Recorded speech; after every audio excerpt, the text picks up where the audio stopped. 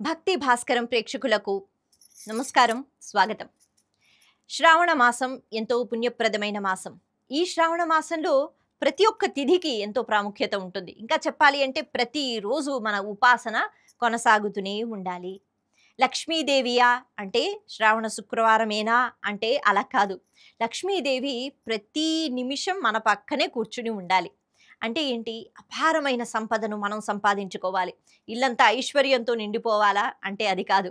మనం చేసే ప్రతి పూజలో లేకపోతే ఆ పూజలో కనిపించే ప్రతి పద్ధతిలో మన ఋషులు, మునులు లేకపోతే మన శాస్త్రాలు మనకి కొన్ని రహస్యాలు అందులో పెట్టారు.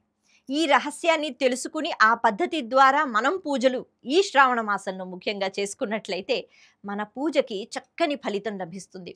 లేకపోతే పుట్టిన దగ్గర నుంచి లేకపోతే కొన్ని సంవత్సరాల నుంచి ప్రతి సంవత్సరం శ్రావణ శుక్రవారాలు అంటూ లేకపోతే శనివారాలు అంటూ ఇలా మన ఉపాసన కొనసాగుతూనే ఉంటుంది. మరి నిజంగానే ఆ వరలక్ష్మి సిద్ధించి కరుణించి మన పక్కన కూర్చుందా అంటే ఒక్కొక్కసారి లేదు కదా అని అనిపిస్తూ ఉంటుంది. మరి అమ్మ అలా మనతోనే ఎప్పుడూ ఉండాలి అంటే అంటారు కదా, అమ్మని చంచల చపల అంటారు. అంటే చాలా చంచల స్వభావం కలిగి ఉంటుంది అమ్మ. ఎప్పుడు వస్తుందో తెలియదు, ఎప్పుడు వెళ్ళిపోతుందో తెలియదు. అంటే లక్ష్మీదేవి స్వరూపం చాలా మనకి అర్థం కూడా కాదనమాట. లక్ష్మి ఉంది కదా అని అనుకుంటాము, వెంటనే వెళ్ళిపోతూ ఉంటుంది. అలా అమ్మ వెళ్ళిపోకుండా శాశ్వతంగా ఉండాలి అంటే గనక సత్ప్రవర్తనకు మించిన పూజ లేకపోతే ఉపాసన లేదు. ఎవరైతే సత్ప్రవర్తనతో ఉంటారో వాళ్ళని లక్ష్మీదేవి ఎప్పుడూ విడిచిపెట్టదు.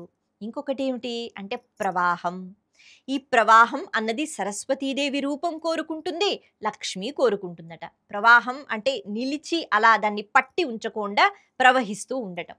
మనలో ఉన్న విద్యకి ప్రవాహం ఉండాలి, మనలో ఉన్న ధనము ఐశ్వర్యంకి ఆ ప్రవాహం ఉండాలి. ఏదైనా అంటే మనకి ఏదైనా మనం ఒక ఉన్నత స్థాయిలో ఉన్నా లేకపోతే మన దగ్గర ఏదైనా బలం ఉంటే అది విద్య రూపంలో కావచ్చు, ఇంకేవైనా దాన్ని మనం సహాయం చేస్తూ ఇతరులకు పంచిపెట్టగలగాలి. అందుకే శాస్త్రం కూడా మనం సంపాదించిన దానికి విభజన అన్నది చేస్తుంది. నేను నేను బ్రతకటం లేకపోతే నా చుట్టూ అన్నప్పుడు ఇక్కడ మా ఇంటి వాళ్ళు, నా పిల్లలు, నా కొడుకు, నా కోడలు అని కాదు, వేరే వాళ్ళు బయట వాళ్ళు కూడా వాళ్ళకి కూడా సహాయం చేయడం, ధార్మిక పనుల్లో పాలు పంచుకోవడం, ధార్మికమైన పనులు చేయటము, అలాగే సేవా కార్యక్రమాలు చేయటము, ఇవన్నీ వీటి ద్వారా కూడా మన దగ్గర ఉన్న సంపద యొక్క ప్రవాహం, అది కూడా ఏమీ ఆశించకుండా. మరి ఎంత ఆశిస్తున్నాము ఆశించట్లేదు అమ్మవారికి తెలుసు కదా, ఆవిడ ఆ లెక్కలన్నీ వేసుకుంటారు. అందుకే ఎక్కడ ప్రవాహం ఉంటుందో లక్ష్మీదేవి ఎక్కడికి వెళ్ళిపోదు, మళ్ళీ వస్తూ ఉంటుంది, మన దగ్గరే ఉంటుంది. అనుకుంటాం ఇచ్చేస్తే మనకి మళ్ళీ రాదు కదా అని, కాదు, ఎంత ఇస్తే అంత వస్తుంది. ఇది లక్ష్మీ తత్వం మనకి నేర్పిస్తుంది. అలాగే విద్య, ఎంత విద్య మనం మన దగ్గర ఉన్న విద్యని పంచి పెడితే అంత చక్కగా మళ్ళీ విద్య మనకి ఉపయోగపడుతుంది, అంత ఉన్నత స్థాయికి మనం వెళతాం. ఇవన్నీ కూడా మనం తెలుసుకోవాలి. ఇంకా చెప్పాలి అంటే మనం వాయినాలు ఇస్తూ ఉంటాం. శ్రావణ మాసం అంటేనే చక్కగా మంగళవారాలు అలాగే శుక్రవారాలు ఆడవాళ్ళందరూ అందంగా ముస్తాబయ్యి ప్రతి ఒక్కరూ కూడా లక్ష్మీ కళతో నిండిపోతూ ఒకళ్ళింటికి వెళ్ళి వాయనం తీసుకోవడం, అలాగే ఆ ఇంటి వాళ్ళు వాయనం ఇవ్వటం, ఇవన్నీ మనకు కనిపిస్తూ ఉంటాయి కదా. మరి వీటిలో దాగి ఉన్న పరమార్థం ఏమిటి అంటే దానం ఇవ్వడం శుభం జరగాలి మన ఇంట్లో అంటే మంగళత్వంతో ఎప్పుడూ మన ఇల్లు ఉండాలి అంటే ఇస్తూ ఉండాలట. ఇదే మన శాస్త్రం చెప్తోంది. అందుకే ఎంత ఇస్తే అంత వస్తుంది. నీ ఇంట్లో శుభం జరగాలి అంటే నువ్వు ఖచ్చితంగా నీ ఇంటికి నలుగురిని పిలిచి వాళ్ళకి ఏదైనా ఇవ్వగలగాలి. వాళ్ళకి లేదు అన్నది కాదు, నీ దగ్గర ఉన్న సంపదను నువ్వు పంచిపెట్టగలగాలి. వాయనాల్లో మనకి ఇదేగా కనిపిస్తుంది.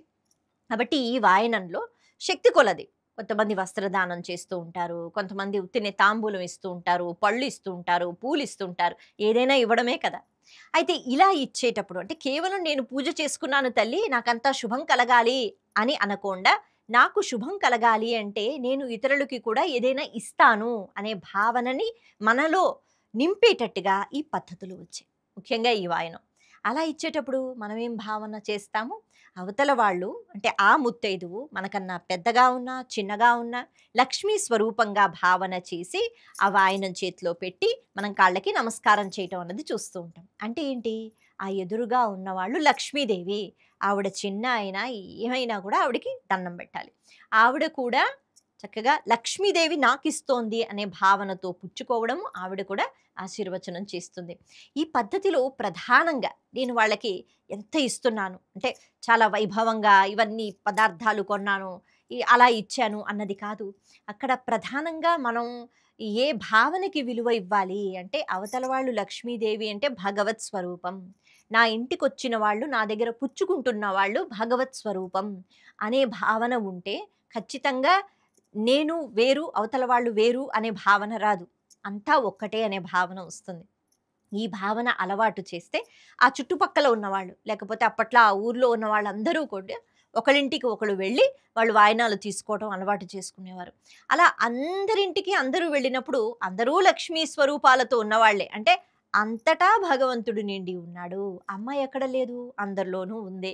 అటువంటి సమయంలో అమ్మతో తగాదాలు, లేకపోతే ఆ అమ్మతో ఈర్ష్య, ద్వేషం ఉంటుందా? ఉండదు. మరి వాళ్ళు లక్ష్మీ స్వరూపులు అని కేవలం ఆ వాయనం ఇచ్చేటప్పుడే అని కాకుండా, ఆ తర్వాత వాళ్ళతో తగులు పెట్టుకోవటం, వాళ్ళ మీద ఏవో చాడీలు చెప్పుకోవడం అని కాకుండా, ఎప్పుడూ కూడా మన ఇంటికి ఎవరైతే వచ్చారో వాళ్ళు లక్ష్మీదేవితో సమానం. మన దగ్గర ఎవరైతే పుచ్చుకుంటున్నారో మన అదృష్టం లక్ష్మీదేవి పుచ్చుకుంటోంది అనే భావనతో ఎప్పుడైతే మనం ఇస్తూ ఉంటామో ఈ వాయనాలకి అంతటి ప్రాముఖ్యత ఉంది. భావన ఆ రకంగా ఉండి మనం వాయనాలు ఇస్తే ఖచ్చితంగా అమ్మ మన దగ్గరే ఉంటుంది. అందుకని ఈ భావన లేకుండా 10 మందిని పిలిచాము, లేకపోతే 50 మంది వచ్చారు ఈరోజు మా ఇంటికి, మళ్ళా శుక్రవారం ఇల్లంతా నిండిపోయింది, అందరికీ వాయినాలు ఇచ్చేసామంటే సరిపోదు. మన ఆలోచనలో అంతటా భగవంతుడు ఉన్నాడు. పైగా ఎవరైతే ఇస్తూ ఉంటారో వాళ్ళెప్పుడూ కూడా తక్కువ స్థాయిలోనే ఉంటారట. ఎవరైతే పుచ్చుకుంటారో వాళ్ళు ఎక్కువ స్థాయిలో ఉంటారట. ఎందుకు అంటే భగవంతుడు నువ్వు ఒకరికి ఇచ్చేటట్టుగా నీకిచ్చాడు. నీకిచ్చాడు నువ్వు ఇంకొకరికి ఇవ్వడానికి. అంటే పుణ్యం సంపాదించుకుంటాం. ఎవరు సంపాదించుకుంటారు? ఎవరిస్తే వాళ్ళు పుణ్యం సంపాదించుకుంటారు. కాబట్టి ఎవరైతే పుచ్చుకుంటున్నారో భగవంతుడే ఆ రూపంలో వచ్చి నీ దగ్గర పుచ్చుకోకపోతే నీకు పుణ్యం ఎక్కడి నుంచి వస్తుంది? వెళ్ళిపోయేటప్పుడు ఏం పట్టుకుని పోతావు? కేవలం పుణ్యం కదా! అంటే పుణ్యము, పాపము వీటి ఫలితాలు. మనం పుణ్యం చేసుకోవాలంటే, మనం ఇవ్వాలంటే భగవంతుడు మనకిచ్చాడు. ఇది ఒక రకం. భగవంతుడే వచ్చి పుచ్చుకుంటున్నాడు వేరే రూపంలో. అది జరగకపోతే మనకి పుణ్యం రాదు. ఈ భావనతో తిరిగి ఏది ఆశించకుండా మనం ఈ వాయనాల్ని ఇచ్చేటప్పుడు అంతటా లక్ష్మీతత్వం ఉంది అనే ఒక చిన్న ఆలోచనతో వాయనాలు ఇస్తే లక్ష్మీదేవి మన పక్కనే కూర్చుంటుంది. కాబట్టి ఈ ఆచారాలు, వ్యవహారాలు వీటి వెనక ఉన్న ఆంతర్యాన్ని తెలుసుకుంటూ మనం ఎప్పుడూ కూడా సత్ప్రవర్తనతో ఉంటే, ఓర్పుతో, సహనంతో, ప్రశాంతంగా ఇవన్నీ కూడా లక్ష్మీ నిలయాలే. అందుకే లక్ష్మీదేవి ఎక్కడ ఉంటుంది అంటే, ఎక్కడ ఈ భావనలు ఉంటాయో అక్కడ లక్ష్మీదేవి ఉంటుంది. మన మనసే లక్ష్మీదేవి యొక్క శాశ్వత నివాస స్థలము అని అనుకుంటే గనక మనసు ఎప్పుడూ ప్రశాంతంగా ఉండేటట్టుగా మనం పెట్టుకుంటే గనక ఎక్కడికి వెళ్ళిపోదు లక్ష్మీదేవి మనల్ని విడిచిపెట్టి. నమస్తే.